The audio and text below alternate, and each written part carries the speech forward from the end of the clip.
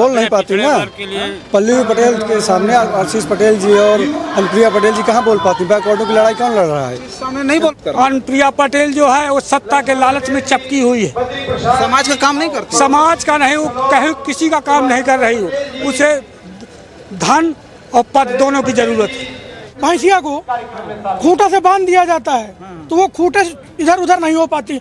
वैसे अनुप्रिया पटेल जी भाजपा के खूंटे में बंधी हुई हैं, इसलिए वो अपने समाज की न कोई बात कर पा रही हैं, न अपने समाज की लड़ाई लड़ पा रही हैं। वो मौन है और मलाई बैठे बैठे कुर्सी में बढ़िया। सत्ता में वो लाखों करोड़ों कमा के वो बैठी हुई हैं। अब भाजपा के खिलाफ वो बोलेंगी नहीं, महंगाई पे बोलना नहीं है, तो जाहिर सी बात है उनका बोलबाला रहेगा। तो कुर्मी का प्रतिनिधित्व भारतीय जनता पार्टी, पंकज चौधरी कुर्मी, वोट के लिए आशीष पटेल कुर्मी, अनुप्रिया के लिए हुआ क्या? कुर्मी के लिए हुआ क्या है? अरे बहुत बड़ा पावर है प्रदेश अध्यक्ष भाई। ये कभी पटेल समाज की बात करते हैं? नमस्कार, मैं हूं रजनीश और आप जन आदर्श भारत देख रहे हैं। इस वक्त देखिए हम रायबरेली में हैं। रायबरेली में ये जो टिम्बर लॉन है, एक तरफ दिखाइए इधर, तो इधर देखिए जो जनसभा चल रही है, विजुअल में आप साफ तौर पर देख सकते हैं। और हमारे पीछे देखिए एक जो है आपको बैनर दिख रहा होगा, अपना दल कमेरावादी द्वारा आयोजित दूसरी आज़ादी की प्रथम क्रांति दिवस 23 अगस्त 2026। आज का जो दिन है वो अपना दल कमेरावादी के नेता और कार्यकर्ता दूसरी आज़ादी की प्रथम क्रांति दिवस के रूप में मना रहे हैं। अब ये जो आज का डेट इन्होंने निर्धारित किया है, जिसे क्रांति दिवस के रूप में मना रहे हैं, ये बड़ा विचारणीय विषय है। सोचिए आज ही के दिन 23 अगस्त 1999 को इलाहाबाद के उस टंडन पार्क में जिस तरह से बर्बरता हुई थी डॉक्टर सोनेलाल पटेल के साथ। सोनेलाल पटेल एक ऐसे नेता थे जो कहा जाता है कि जगदेव बाबू और मान्यवर कांशीराम के बाद बहुजन विचारधारा को सबसे ज़्यादा, बहुजन विचारधारा में सबसे ज़्यादा जान फूंकने वाले जो नेता थे वो डॉक्टर सोनेलाल पटेल थे। और सोनेलाल पटेल के उस संघर्ष की जो कहानी आज का ये कार्यक्रम चीख चीख करके कह रहा है। 1999 में टंडन पार्क में उस वक्त के तत्कालीन जो एसपी थे लालजी शुक्ला के आदेश पर लाठीचार्ज हुई थी। और बताया जाता है कि उनके साथ इतनी बर्बरता हुई थी कि जब पुलिस वाले लाठीचार्ज करते वक्त डॉक्टर सोनेलाल पटेल को ये समझ गए कि वो मर गए हैं, वो अब जिंदा नहीं हैं, तब वो पीछे हटे थे। वो स्थिति थी। इसी तरह का ठीक माहौल हुआ था जगदेव बाबू के साथ कुर्था के मैदान में। आपको पता ही होगा कि किस तरह से कुर्था के मैदान में उनको जो है गोलियों से भून दिया गया। जब उन्हें गोली लगी थी, उन्हें मारा गया था, एक नारा दिया था, वो नारा पूरी तरह से सामंतियों को चुभ गया था। जगदेव बाबू ने नारा दिया था कि 100 में 90 शोषित हैं, उन शोषितों ने ललकारा है, धन धरती और राजपाट में 90 भाग हमारा है। ये बात उस वक्त की सरकार को चुभ गई थी, सामंतियों को चुभ गई थी, इसलिए उन्हें मौत के घाट उतार दिया गया था उस कुर्था के मैदान में। उसी तरह से ठीक टंडन पार्क में, इलाहाबाद के टंडन पार्क में जिस तरह से बर्बरता डॉक्टर सोनेलाल पटेल के साथ हुई, मतलब उनको पूरी तरह से मुर्दा करके छोड़ा था प्रशासन ने। और उसके बाद सोचिए कितनी बड़ी विडंबना है कि आज उन्हीं की एक बेटी हैं अनुप्रिया पटेल, जो उस वक्त भारतीय जनता पार्टी की सूबे में सरकार थी, कल्याण सिंह मुख्यमंत्री थे, सोचिए। और उस सरकार में बर्बरता डॉक्टर सोनेलाल पटेल के साथ हुई थी, जो उस वक्त के पिछड़ों के सबसे बड़े नेता थे, पिछड़ों के हक और अधिकार की सबसे बड़ी आवाज़ थे। उन पर लाठीचार्ज हुई थी। और आज उन्हीं की बेटी एक है अनुप्रिया पटेल, जो भारतीय जनता पार्टी की सरकार में केंद्र में मिनिस्टर है। लेकिन कहा जाता है कि पिता की विरासत में बेटों का हक केवल उनकी संपत्ति पर नहीं होता, बल्कि उनके संघर्ष और विचारधारा पर भी होता है। वही जो औलाद होती है, जिसे लोग कहते हैं कि नहीं ये वो जो है पिता की असली औलाद है, जो उनके संघर्षों और विचारधाराओं को भी समाज के बीच आगे बढ़ाने का काम करे। ठीक वही विचारधारा आज डॉक्टर पल्लवी पटेल, उनकी जो है माता जी हैं, जिन्हें राजमाता, ये जो अपना दल के लोग हैं, जो उस विचारधारा के लोग हैं, उन्हें राजमाता कहते हैं, वो इस विचारधारा को आगे बढ़ा रही है। आज उसी जो 1999 में जो टंडन पार्क में हुआ था, आज उसी दिन को क्रांति की आज़ादी, देखिए ये क्या लिखा है, दूसरी आज़ादी की प्रथम क्रांति दिवस के रूप में। जो दूसरी आज़ादी की लड़ाई थी सन 1999 की मैं बात कर रहा हूँ कि 90 के दशक के आखिरी दौर की बात है, जिस वक्त पूरे देश भर में मंडल कमीशन की जो आग थी वो पूरी तरह से चरम पर थी। उस वक्त उनके साथ इतना बड़ा हमला हुआ था जब वो पिछड़ों की बात कर रहे थे, दलितों की बात कर रहे थे। तो यहाँ बहुत सारे लोग उपस्थित हैं। पीछे इतनी ज़्यादा भीड़ है इस मैदान में, और अभी थोड़ी देर पहले बहुत ज़्यादा बारिश हुई। आज हम जहाँ खड़े हैं, नीचे एक बार दिखाइए प्रियंकु, यहाँ नीचे खड़े, यहाँ इंटरलॉकिंग लगी हुई है, लेकिन यह मैदान पानियों से भरा हुआ है। लेकिन फिर भी आप देख रहे होंगे कि कुर्सियों पर लोग बैठे हुए हैं। बहुत सारे लोगों को जब वहाँ बैठने का जगह नहीं मिला तो बहुत सारे लोग बाहर भी खड़े हैं। बहुत सारी जगहों से आए। कहाँ से आए? बांदा से। बांदा से आए जी। तो आप डॉक्टर सोनीलाल पटेल जी से मिले हैं? जी मिले था जी। तो क्या कैसे व्यक्ति थे वो? डॉक्टर सोनीलाल पटेल का जो नाम है बहुत बड़ा है, इतिहास में आने वाली पीढ़ियां बहुत वर्षों तक याद रखेंगी। वो कैसे व्यक्ति थे? वो संघर्षशील व्यक्ति थे। दलित वंचित किसानों के मसीहा थे। उनकी आवाज़ को बुलंद करना चाहते थे। उनके हक अधिकार को दिलाना चाहते थे। ऐसे थे डॉक्टर पटेल। तो ये आप कब आए थे यहाँ? कब आए? आज आए हैं हम लोग बांदा से। 4 तो क्या संकल्प लेकर के आए? क्या संकल्प लेके आए हैं कि डॉक्टर पटेल के मिशन को कृष्णा पटेल जी के हाथों को मजबूत करें और आगे बढ़ाएं। अनुप्रिया पटेल को नहीं मजबूत कर? अनुप्रिया पटेल जो है वो सत्ता के लालच में चपकी हुई है। समाज का काम नहीं करती? समाज का नहीं, वो कहीं किसी का काम नहीं कर रही हो। उसे धन और पद दोनों की जरूरत है। धन और पद चाहती है? हाँ, धन और पद चाहती है। तो इनसे उम्मीद क्या है? कृष्णा पटेल जी से, डॉक्टर पल्लवी पटेल से क्या आप लोग क्या चाहते हैं? इनसे क्या आपको उम्मीदें क्या हैं? हमें उम्मीदें हैं किसानों को, नौजवानों को, बेरोजगारी, भ्रष्टाचार को खत्म करेंगे, सबको हक अधिकार दिलाएंगे, जिसकी जितनी जनसंख्या भारी उसकी उतनी हिस्सेदारी देंगे। ये उम्मीदों के साथ हम लोग जुड़े हैं। आइए इधर भी। कहाँ से आए हैं? हम बनारस से आए हुए हैं। अभी बनारस से। क्या अंदर जगह नहीं मिली, आप लोग इधर खड़े हैं? हाँ जी। बहुत ज्यादा भीड़ हो गई। हाँ जी। तो क्या संकल्प लेकर के आए हैं? यही संकल्प लेके आए हैं कि इस बार हम लोगों को उत्तर प्रदेश में सरकार बनाना है और अखिलेश यादव के साथ मिलकर। अखिलेश यादव गठबंधन में भी तो नहीं है, कैसे बनाएंगे? अरे हो जाएगा गठबंधन। अगर पीडीए में अगर दीदी पल्लवी पटेल जिस तरह से संघर्ष कर रही हैं, और आपको नहीं लगता है कि क्या गठबंधन होगा? पक्का होगा। सपा की विधायक भी हैं जी, और लगातार वो संघर्ष कर रही हैं और पीडीए के लिए ही वो लड़ रही हैं। संघर्ष तो अनुप्रिया पटेल, आशीष पटेल भी तो कर रहे हैं। हाँ, देखने में तो आ ही रहा है कि संघर्ष कर रही हैं कि कभी पिछड़ों की कोई आवाज़ नहीं उठा रही है जब से सत्ता में बैठी हुई हैं। अच्छा, कभी नहीं उठाती हैं वो। तो पिछड़ों की नहीं है?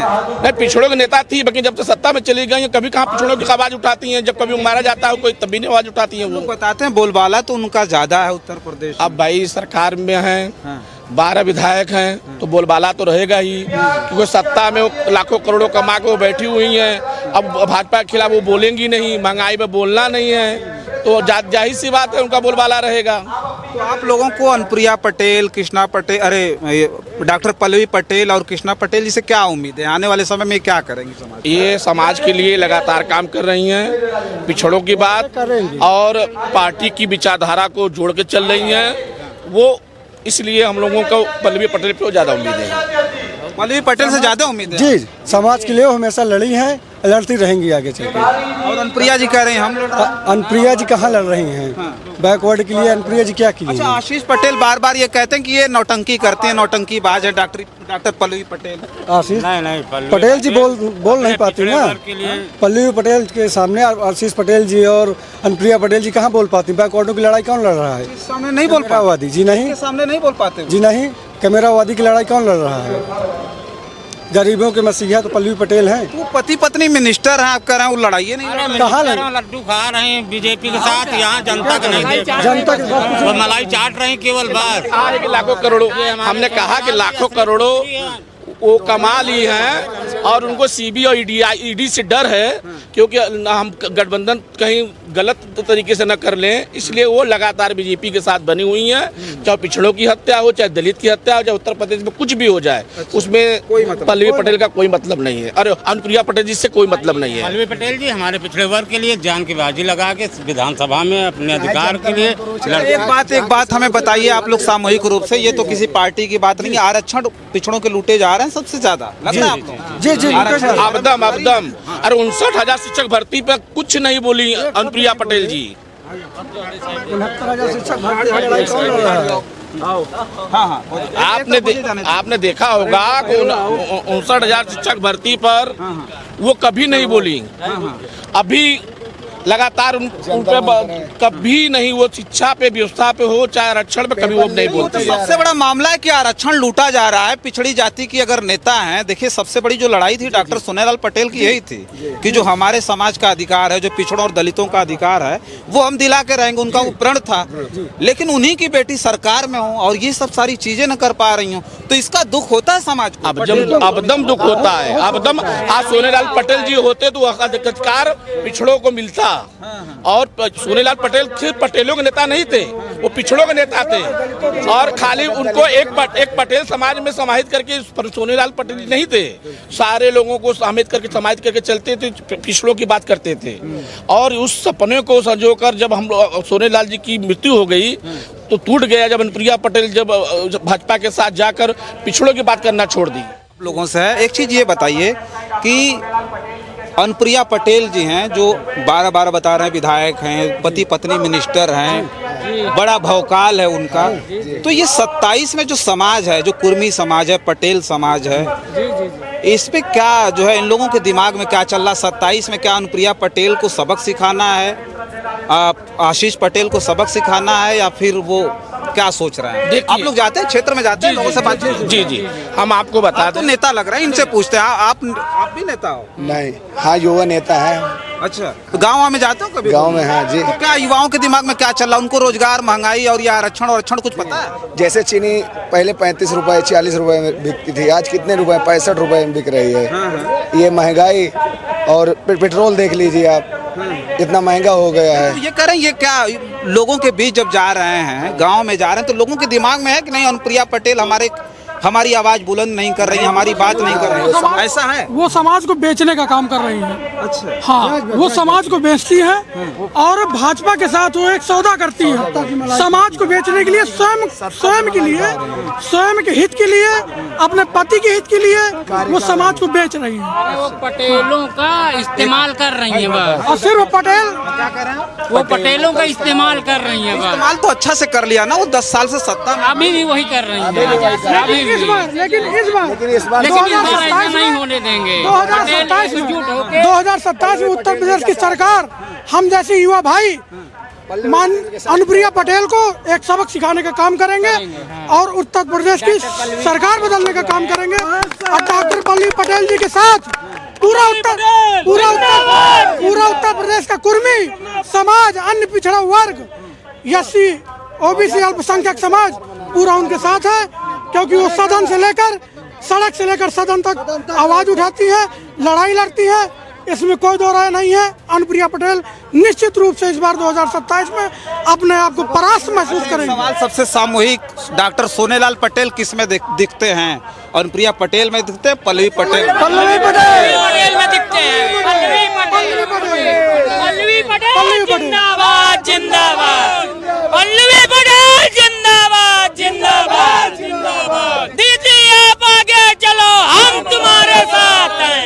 मैं ये कहना चाह रहा हूँ कि देखिए, जब 2014 में बीजेपी ने माता जी को साथ लेकर, अनुप्रिया पटेल के साथ लेकर गठबंधन बनाया और उस समय माहौल क्रिएट करके जिस तरीके से उत्तर प्रदेश में 10 साल सरकार चलाई है, और 10 साल में जिस तरह का कुर्मी समाज, पटेल समाज पीड़ित हुआ है, अगर ये सही बूम करके गठबंधन हुआ, इस बार पटेल समाज इंतजार कर रहा है और इस बार समाजवादी की सरकार आनी ही है, आनी है। और सबसे ज्यादा ये सरकार में कुर्मी का शोषण हुआ है, ओबीसी वर्ग का शोषण हुआ है इस सरकार में। हाँ, क्या बात कर, सबसे ज्यादा शोषण। आपका प्रतिनिधित्व तो केंद्र में है, उत्तर प्रदेश में, तब भी आपका शोषण हुआ? बहुत शोषण हुआ है ये सरकार में। दूसरे के खूंटे से बंधे हैं।